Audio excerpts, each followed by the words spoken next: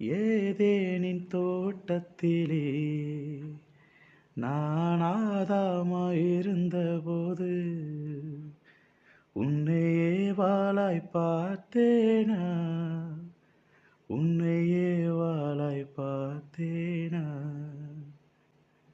யமுனை நதிக்கரையிலே நான் ஷாஜகானாய் வாழ்ந்தபோது உன்னை மும்தாஸாய் பார்த்தேனா, உன்னை மும்தாஸாய் பார்த்தேனா.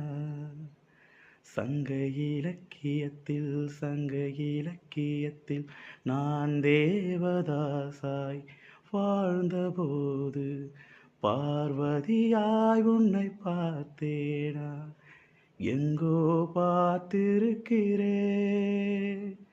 ஆனால் எங்கு என்று தெரியவில்லை, எங்கோ பார்த்திருக்கிறேன்.